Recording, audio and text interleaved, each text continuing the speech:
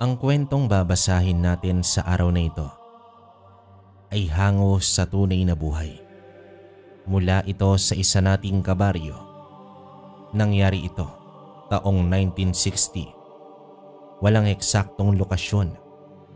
Dueñas, Iloilo. Bago natin simulan ang kwento mga kabaryo, sa mga nais ng gamit pumunta lamang po kayo sa ating TikTok shop. Nandyan sa screen. Yun lang naman mga kabaryo. Ituloy na natin ang kwento. Itong kwentong aking ibabahagi sa inyo ay karanasan nito ng kaibigan ng aking lolo na nagngangalang Pedring na naninirahan sa lugar ng Dueñas. Magandang araw sa iyo kabaryo at sa lahat ng nakikinig sa inyong programa. Tawagin mo na lang ako sa pangalang Roel. Naninirahan na ako dito sa kasalukuyan sa lalawigan ng Antique. Dekada 60 nang maranasan ni Pedring. Ang kababalaghang ito at ng mga panahong yon ay may asawa na siya't 2 anak na nasa edad 5 taon ang bunso at 7 taon naman ang panganay. Si Pedring ang nagmana sa pagiging isang manggagamot ng kanyang ama mula nang pumanaw iyon. Kaya naman sa tuwing may mga nagkakasakit na mga kababaryo nila ay sa kanya lumalapit at nakikiusap na gamutin ang mga ito. Hindi naman tinatanggihan ni Pedring ang mga taong lumalapit sa kanya't humihingi ng tulong. Dahil ang turo sa kanya ng kanyang mga magulang noong nabubuhay pa ang mga yon, huwag maging madamot sa kapwa. Dahil kung sakali mang darating ang panahong siya naman ang mangangailangan ng tulong ay meron siyang matatakbuhan.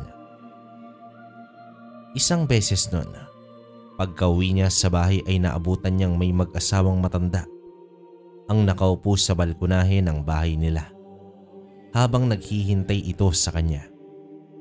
Pagkakita sa kanya ng asawa niya ay sinalubong siya nito at kinuha naman ang mga dalang kamoting kahoy. "Oh mahal, sino ang mga bisitang yan?" Tanong naman dito ni Pedring sa kanyang asawa pagkatapos may abot ang mga dalang bitbit. Nakangiti namang sumagot ang asawa niya. Nagwikang magpapagamot raw ang matandang lalaki sa kanya at kanina pa ang mga ito naghihintay. "Ganon ba? Sige, magpapahinga lang ako sandali bago ko sila harapin." Aniya pa sa asawa niya. Pagkalapit naman sa kanila ay nakangiting binati siya ng matandang mag-asawa. "Pasensya ka na iyo at pumunta kami ng walang abiso. Alam kong kailangan muna naming mag-abiso bago pumunta dito sa bahay mo dahil alam kong napakarami mong ginagawa." Panimulang wika sa kanya ng matandang lalaki. "Ayos lang ho yun, walang problema. Teka ho, kayo po ba ang magpapagamot?" Tanong naman dito ni Pedring sa matandang lalaki nang makaupo na siya't ipinagtimpla ng kape ng asawa.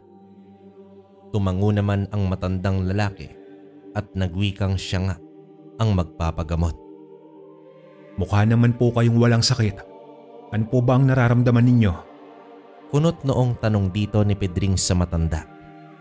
Sapagkat kung pagbabasehan niya lang ang itsura at tindig ng matanda ay parang ang lakas-lakas pa nito at walang sakit. Sandali namang tumingin ang matandang lalaki sa asawa nito at para bang humihingi ito ng permisong sabihin ito sa kanya kung ano ang karamdaman nito. Marahil ay nagkaintindihan ang dalawa dahil nakita ni Pedring na tumango ang matandang babae. Dahan-dahang iniangat ng matanda ang damit nito at nang makita niya nga ang medyo maumbok nitong tiyan ay panandaliang nagitla si Pedring at napatitig dito. Nga pala kabaryo, pasintabi sa mga kumakain. Sa kadahilanang nakita niya na may malaking sugat at halos malatan at nagnanaknak ng korting pabilog na kasing laki ng baso ang nasa bandang pusod ng matanda. Noong titigan niya yon ay may mga gumagalaw-galaw at sa palagay niya ay maliliit na uod iyon. Bahagya niyang inilayo ang paningin at lumayo siya sa nagnanaknak na sugat ng matanda. Dahil hindi niya nakayanan pa ang napakalansang amoy na kanyang nalalanghap. Napakagaling po ng may gawa nito sa inyo. Hindi ko man lang naramdaman na may matindi na pala kayong karamdaman. Aniya pat napapailing na lamang. Malungkot namang nagkatinginan ang mag-asawa at hindi nakaimik. Nang matapos na itong makapagkape, ay pumasok siya sa kwarto nila at kinuha ang mga gagamiting gamit sa panggagamot. Pagkatapos nun, ay bumalik na sa balkonahe at inayos na nga ang hihigaan ng matanda para magamot niya na ito. Sandali naman siyang nag-usal ng mga katagang buhay at iniihip sa katawan. Tapos ay hinarap niya ang matandang lalaki't inusalan din ng orasyon. Habang ginagamot niya ang matanda, ay panay naman ang paghagulgol nito dahil sa labis na sakit na kanyang nararamdaman sa tuwing lumalapat sa katawan nito ang medalyong hawak niya, kasabay ng pag-uusal ng mga katagang buhay na salita. Kumuha naman siya ng halamang dahon at inilagay ng bahagya doon sa may apoy.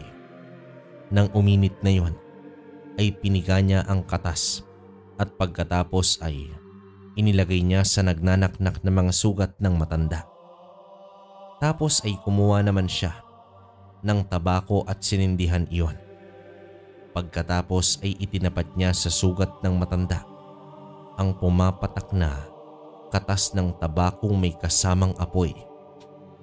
Sa tuwing tumatama iyon sa matanda ay nakikita ni Pedring na nakakaramdam ng kaginhawaan ang matanda at napapawi ang hirap at sakit na nararamdaman nito. Sa tuwing nilalagyan niya ng langis ang malaking sugat ng matanda at lumulubog ang daliri niya sa nagnanaknak na sugat, naanimoy asong ilang linggo ng binanlian at unti-unti nang kinakain ng uod ang laman. Ganon na ganon kung maipapahayag niya ang sugat ng matandang lalaki. Sa paglipas nga ng ilang oras na gamutan, ay medyo naging maayos na ang matanda at naalis niya ang marka ng isang mambabarang na sumalbahi dito. Subalit hindi niya pa mapapauwi ang mag-asawa gawa ng malakas ang kutob niyang hindi ordinaryong mambabarang ang dumali sa matandang lalaking yon. Dahil kahit anong gawin niyang panghuhuli sa mambabarang ay napakailap at napakadulas noon. Isa pa, bukod sa presensya ng pagiging isang mambabarang, ay meron pa siyang hindi matukoy-tukoy na kakaibang presensya at iyon ang kailangan niyang alamin. Medyo mabuti-buti na ho ang kalagayan ng asawa ninyo, Manang Dolores. Pero pasensya na ho. Ang maipapayo ko lang ho sa inyo, huwag muna kayong umuwi dahil hindi ko pa nahuhuli ang mambabarang na dumali po sa iyong asawa. Aniya pa sa matandang babae. Dahil sa kasalukuyan ay nakatulog at nagpapahinga na ang asawa nitong lalaki, tumango naman ang matandang babae at nagpasalamat sa kanya. Inutusan naman ni Pedring ang asawa niyang damihan ang pagluluto ng pagkain dahil bukas na uuwi ang mag-asawang matanda pagkat may gagawin siya mamayang gabi. Ang bala kasi ni Pedring ay hahanapin niya at huhulihin ang mambabarang dahil nababatid niyang alam na ng mambabarang kung saan nagpapagamot ang matanda. Kapag kasi pauuwiin niya ang mag-asawa, may basehang bawian ng buhay ang matandang lalaki ng mambabarang sa pamamagitan ng pag-uusal ng orasyon nito sa harapan ng bahay ng mag-asawang matanda. Nang sa gayon ay hindi na magkaroon pa ng sumbalik sa mambabarang. May mga ganoon kasi kabaryo. Kapag nalaman na ng mambabarang na nagpagamot na sa isang albularyo o manggagamot ang biniktima nito, ay gagawa at gagawa na ng paraan ang mambabarang para mapatay ang taong biniktima nito. Nang sa ganoon ay hindi na bumalik pa sa mambabarang ang ginawa nitong parusa at pasakit sa biktima. Kaya't kailangan talagang mahuli niya ang animal na mambabarang para hindi na makapanakit pa ito. Manang Dolores, may nakaaway po ba ang asawa ninyo nitong mga nagdaang araw? Tanong niya sa matanda. Sandaling nag-isip ang matanda at nakatulala lamang ito sa kawalan. Alam niyo kasi, kung hindi niyo po sasabihin sa akin kung may nakaaway po ba itong asawa ninyo o wala, paniguradong mahihirapan akong tukuyin kung sino ang dumali sa kanya. Kaya kung may nalalaman man kayo, mas mainam na sabihin niyo na po sa akin habang maaga pa para mapaghandaan ko kung ano ang dapat gawin. Anya pa sa matanda. Sa mainahon at pag-aalalang boses ay sinabi kay Pedring ng matandang babaeng may nakaalitan nga ang asawa nito. Sinabi rin itong hindi naiiba sa asawa niyang lalaki ang nakaalitan nito. Anong ibig ninyong sabing hindi naiiba? Ano po ba ito? Kamag-anak ba siya ng asawa mo? O malapit na kaibigan? Naguguluhang tanong ni Pedring kay Manang Dolores. Nabigla naman siya sa naging sagot ng matanda. Sa kadahilanang ayon kay Manang Dolores, ang taong nakaalitan ng asawa niya ay ang dating kinakasama nitong nagngangalang Lita. Kamakailan lamang sila umuwi galing sa Maynila dahil sa napagpasyahan ng asawa niyang sa probinsya na lamang nito maninirahan. At iyon nga, noong naroroon na sila sa baryo kung saan ipinanganak ang asawa niya, ay bigla na lamang raw nagpakita ang dating kinakasama nitong si Lita. Galit na galit yun at nanlilisik ang mga matang binubulyawan ang asawa niyang si Augusto dahil ang usapan umano nila noon ay magtatrabaho lamang sa Maynila itong si Augusto. Subalit iba pala ang trinabaho kaya simula noong iwan ito ni Augusto ay nangako na sa sarili itong si Lita na darating ang panahon at oras na magkita sila ay ipaparamdam niya ang hirap at sakit na dinaranas nito noong iwan ni Augusto. Sa pagkakatanda ni Manang Dolores ay iyon lamang ang nakaalitan ng asawa niya at wala nang iba. Teka lang ho, may iba pa bang dahilan kung bakit gagawin ng Lita na yun sa asawa mo ang parusang dinanas niya? Kasi kung iisipin mo, grabe naman ang ginawa niya nang dahil lamang sa iniwan siya ng asawa ninyo. Pwera na lang kung may iba pang mas malalim na dahilan. Hindi naman makapaniwalang sambit niya. Hindi naman umimik itong si Manang Dolores sa sinabi ni Pedring. Sa halip ay yumuko lamang ito at tila ba anumang sandali ay papatak na ang mga luha nito. Nabahag naman si Pedring sa matandang yon kaya hindi na siya nagtanong pa. Sige ho Manang Dolores, maiwan ko na ho muna kayo rito at pupuntahan ko muna ang babaeng sinasabi ninyo. Kung siya nga ba talaga ang mambabarang na dumali sa asawa po ninyo. Wika ni Pedring sa matanda at gumayak na nga. Matapos niyang makapagpaalam sa asawa ay lumabas na siya ng bahay at naglakad na. Papunta naman sa baryo kung saan naninirahan ang babaeng tinutukoy ng matanda sa kanya. Habang naglalakad siya at nag-iisip kung ano ang gagawin niya, oras na malaman niyang totoong iyon ang dumali sa asawa ni Manang Dolores, ay biglang may nasagi siyang matandang babae. Nakabalot ito ng belo sa ulo at natatakpan ng muka. Tanging mga mata lamang ang nakikita niya. Nawala naman ng balanse ang matandang babae kung kaya't sumalampak yon sa lupa. Narinig niyang napamura ang matanda bago pa man siya makahingi ng paumanhin dito. Naku Ale, pasensya na po. Hindi ko po sinasadyang masagi kayo. Paghingi ng paumanhin ni Pedring sa matanda at akmang tutulungan niya sana itong makatayo. Nang sa walang ano-ano, bigla na lamang tinabig ng matanda ang kamay niya at mabilis itong tumayo at pagkatapos ay tinapik siya ng 3 beses sa balikat nito. Abat ang matandang ito. Humihingi na nga ako ng pasensya. Galit pa talagang tinapik pa ako sa balikat. Sambit niya sa kanyang sarili at tinapik niya rin pabalik sa balikat ang matanda. Matapos niyang gawin yon, ay mas lalo pang nagalit sa kanya ang matanda at nagsasalita ng pabulong habang naglalakad palayo. Nababatid ni Pedring na hindi maganda ang presensyang bumabalot sa katauhan ng matanda, pero hindi niya yon matukoy-tukoy. Binaliwala niya lamang ang kakaibang napapansin sa matanda, gawa ng mas nananaig sa kanyang isipan na mahanap kaagad ang mambabarang bago pa man siya maunahan nito. Habang lumilipas ang oras ay narating niya na ang isang liblib na baryo kung saan nakatira ang tinutukoy na mambabarang.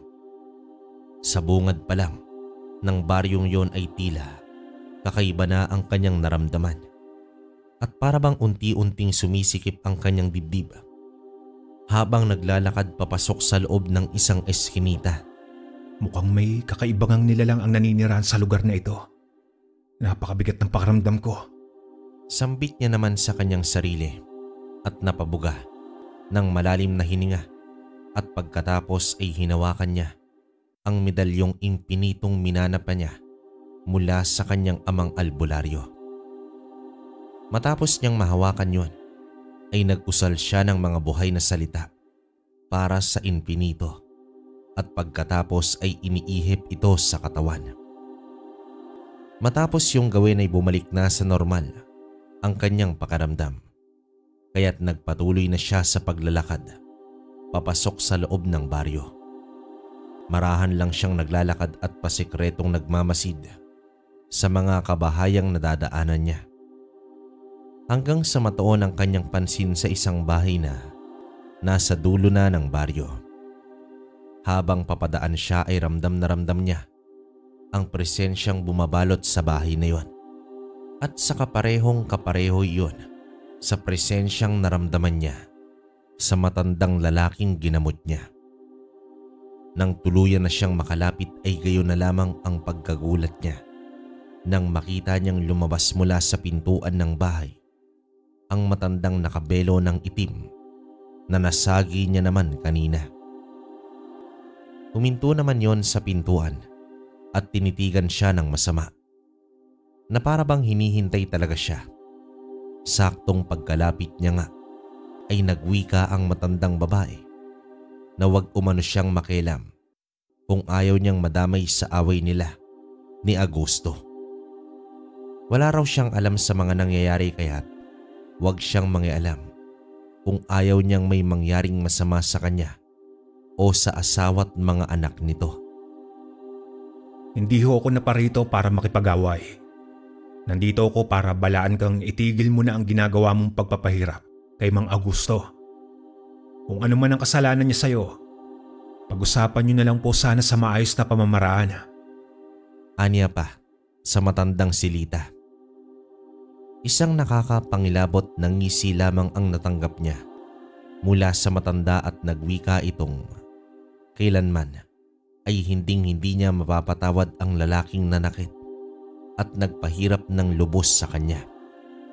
Dahil kung tumupad lamang si Augusto sa pangako nito, di sana'y buhay pa ang anak nila.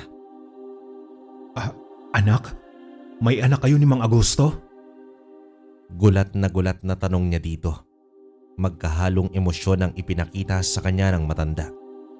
Pero mas nanaig ang galit na nararamdaman nito at nagsabing kailanman ay walang kapatawaran ang ginawa ni Mang Augusto sa kanya. Kahit na hanggang sa kamatayan ay hinding-hindi niya mapapatawad ang lalaking yun. Alam nyo, hindi ko alam kung gaano kalaki ang galit nyo kay Mang Augusto. Pero sa palagay ko naman ay pwede nyo naman po siyang mapatawad. Kung Diyos nga nagpapatawad, tayo pa kayang mga ordinaryong tao lamang? Aniya pa at sinubukan palubagin ang loob ng matanda. Subalit kahit anong gawin niya ay hindi nagpatinag ang matanda.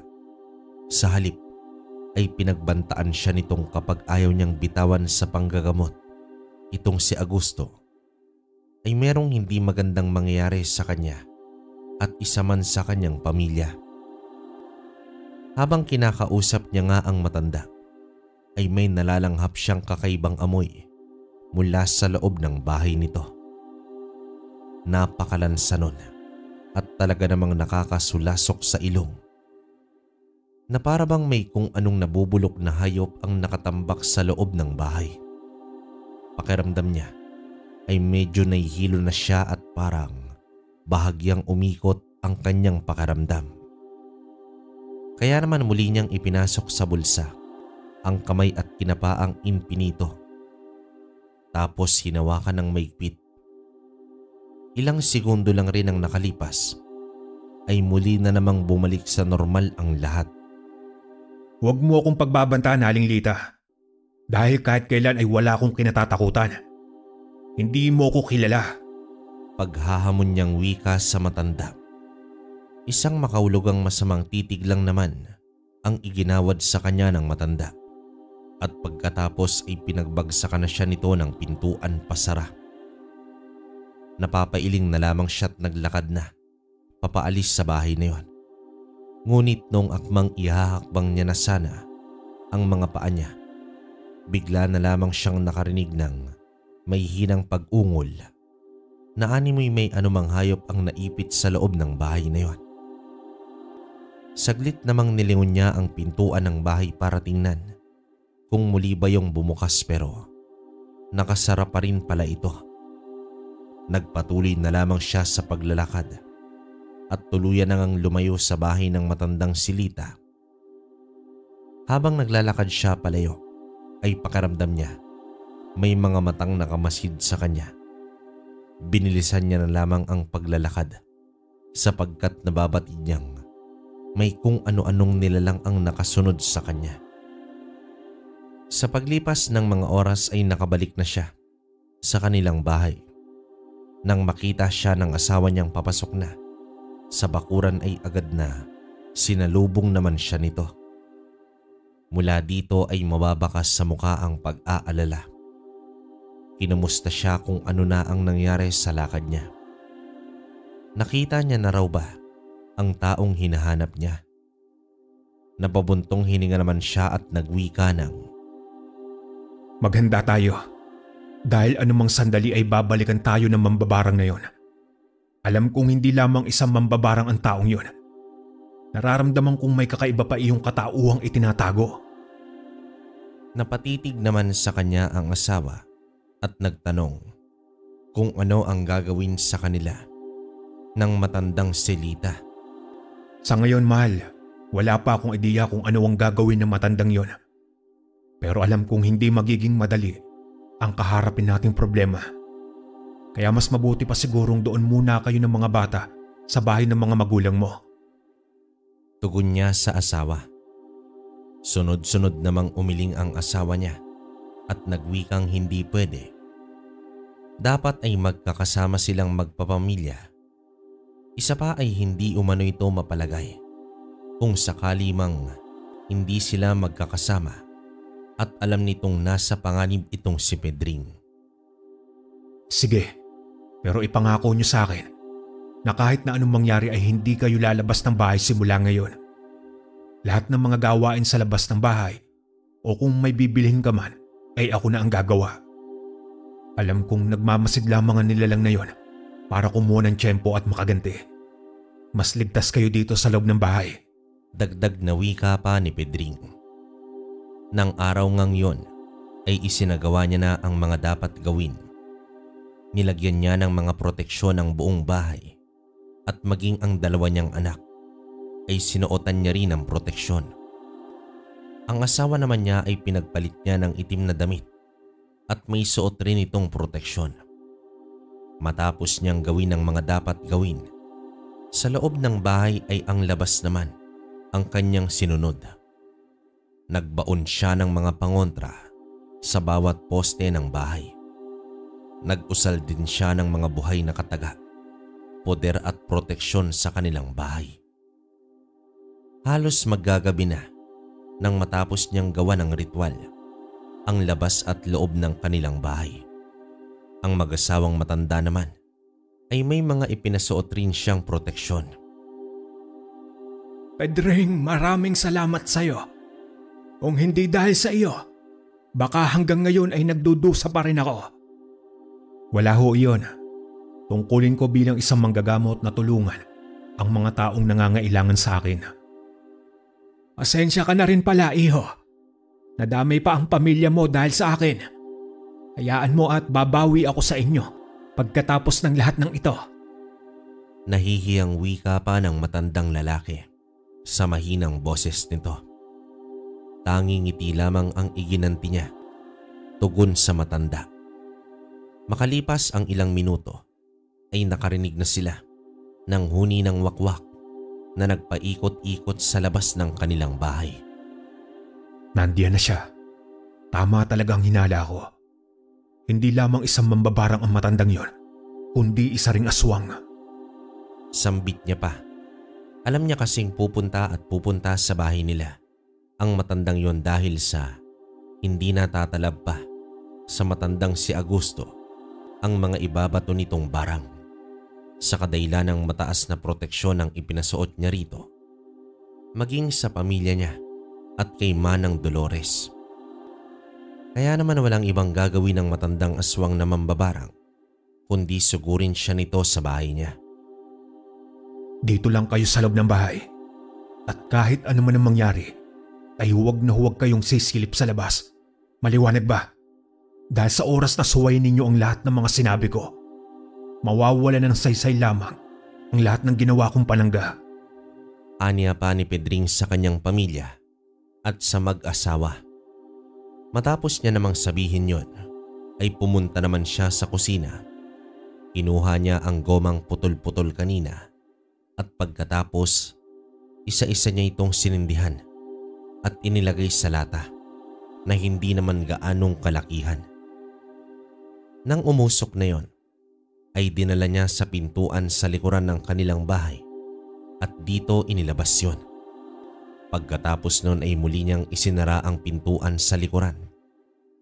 Makalipas lamang ang ilang sandali, ay narinig niyang nanggagalaiti na ang nilalang sa labas ng bahay at dinadamba na nito ang kanilang pader. Subalit sa tuwing ginagawa yon ng nilalang, ay mas lalo lamang yung nanggagalaiti at umaangil ng malakas. Dahil sa nasasaktan yon sa mga pananggang nilagay niya sa labas ng bahay.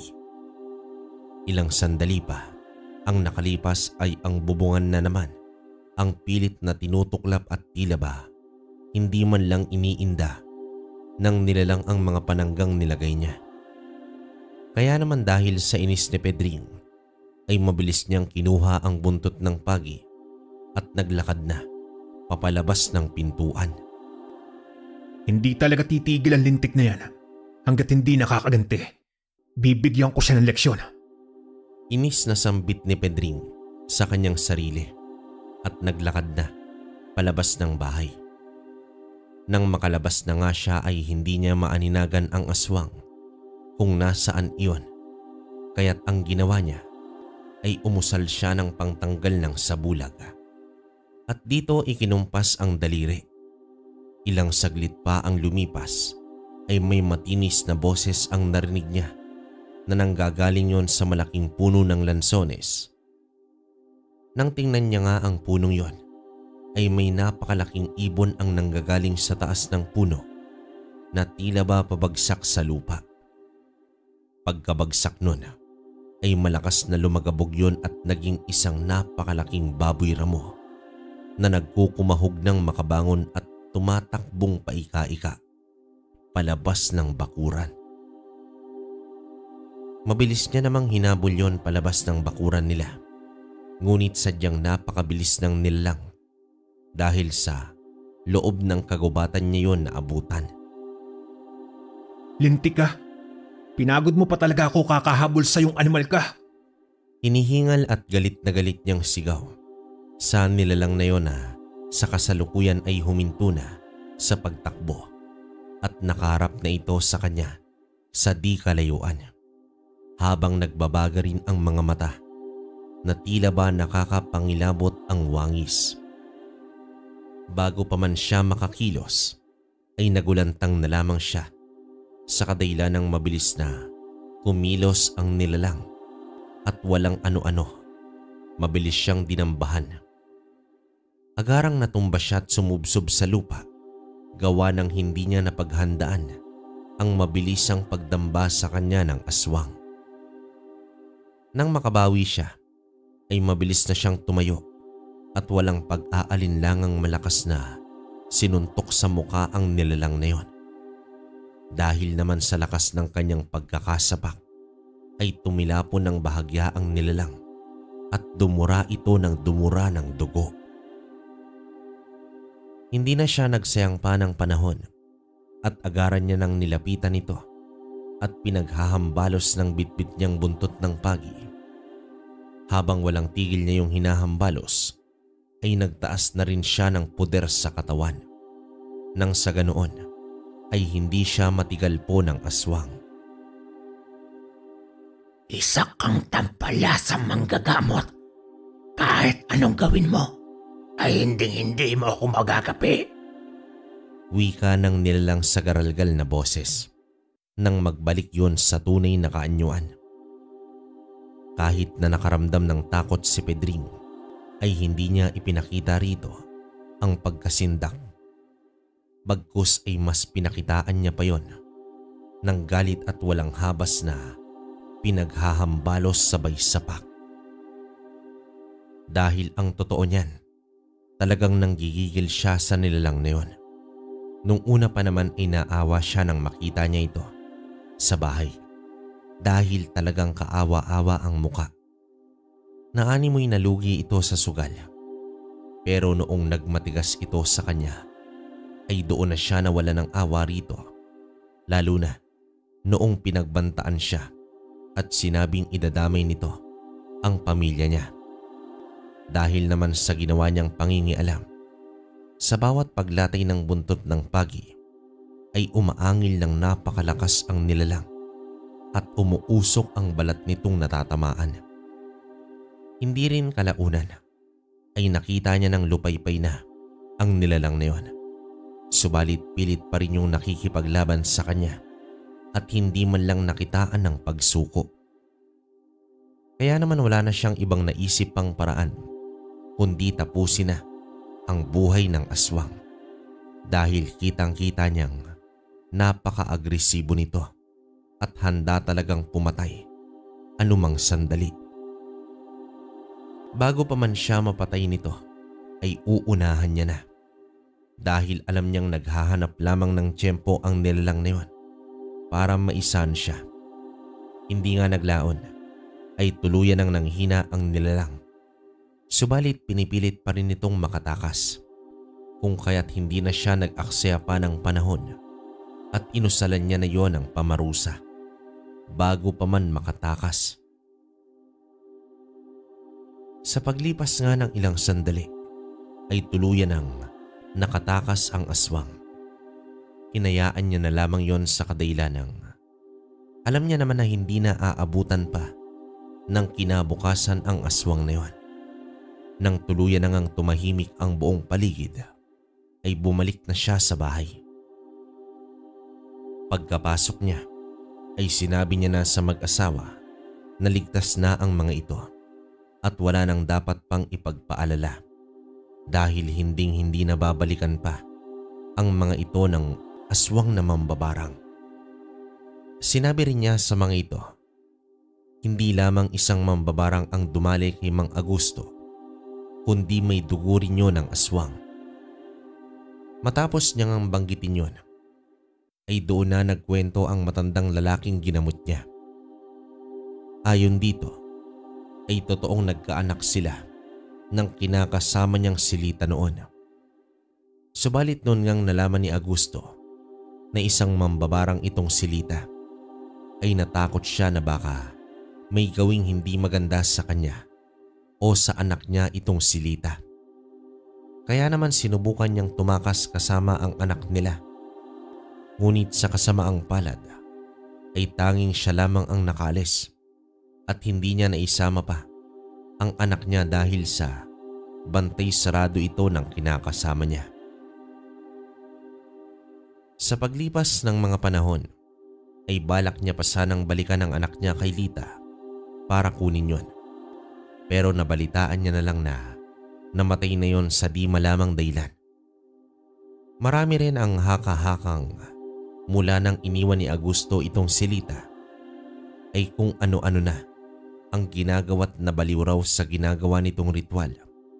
Tapos ay inalay pa sa kadiliman ang anak at kinain umano ito. Napapailing na lamang si Pedring matapos niyang marinig ang pahayag ni Augusto. Marami talaga ang nababaliw sa mga ganyang gawain at pati ang sariling pamilya ay kayang-kaya na nilang ialay sa mga sinasanto nilang demonyo. Makuha lamang ang gusto nila.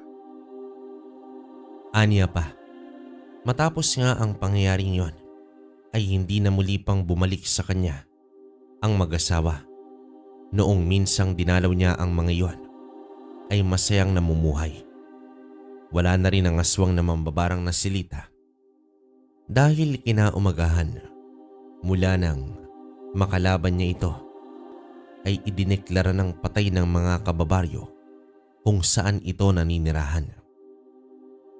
Hanggang dito na lang ang kwento ko, kabaryo. Maraming salamat kung may pili mo ito. Palagi kayong mag-iingat. Okay, so para sa akin mga kabaryo, bitin yung storya natin. Pero yun nga, wala masabi. Hindi lang na-explain masyado pero malakas tong si Lita kasi nga mambabarang tapos aswang pa. No, so parang sinabi rito na isang uri ng wakwak itong si Lita. Yun nga lang siguro talagang malakas rin tong nakalaban niya, no? Si Pedring, kasi nga yun nga, maraming alam to na pangbaon. Tama naman yung mga nabanggit sa storya natin. Talagang ginagawa yon mga kabaryo, lalo na sa mga liblib na probinsya o lugar, yung pagbabaon sa mga poste ng bahay. Alam ko hanggang ngayon may gumagawa pa rin nun. Tapos yun nga, talagang todong pagtaas ng poder saka yung usal na pamarusa. Kailangan na rin talaga yon. Pero para sa akin, overall lang kwento. Nakakabitin pero ang ganda. Kayo mga kabaryo, anong masasabi nyo sa story ni Lita? Para sa akin nga, parang pagmamahal lang din to ng isang inay, no? Yun nga lang, mali lang siya dun sa part na parang ang usap-usapan, inalay yung anak niya. Sabi daw dito sa kwento. So wala akong alam doon. Hindi ko na kailangan pang hukayin yun kasi medyo malalim na yun. Pero yun nga, para sa akin, wala akong masabi. Kayo, comment naman kayo sa baba para mabasa ko. Yun lang. Tapos sa mga gusto ng gamit natin, TikTok shop, Kwentong Baryo Shop 8888. Hanapin nyo lang yon mga kabaryo. Nandun na rin, naglagay na tayo ng mga iba't ibang gamit. May mutya na tayo ng dayap. Tapos may paparating pa tayo yung magkuno, bracelet. Yon galing ng Quezon yun. Talagang ritualized din ang mga antingero ron. Kasi kagaya ng baging ng sinukuan, kahoy ng sinukuan o ano pa mang parte ng sinukuan, hindi masyadong nabibigyang buhay itong magkuno pero isa to sa mga ginagamit ng mga antigong manggagamot sa pagriritual. Kung may makakilala kayong albularyo, antingero, pwede nyong itanong to, magkuno, markuno, magkuno, yon. So, tanong nyo yun. Bale, parating na rin yung bracelet natin. Saka yun nga, pwede kong ipagmayabang sa inyo na tayo lang yung may ganon kasi talagang niliwanag sa akin nung kaibigan nating antingero na gusto niya yung kwento natin. Talagang may time na pinapakinggan niya yung iba, halos ilang sunod daw, tapos naisipan niya akong kontakin. Yun nga, yung nakaraang kwento natin. Bali magsisend ulit siya ng story, hintayin nyo lang. Kaya tutok lang kayo. Saka yun nga, TikTok page natin, Facebook page, yan, punta kayo. Sa ngayon mga kabaryo, hanggang dito lang muna yung storya natin. Maraming salamat sa inyo. Paalam.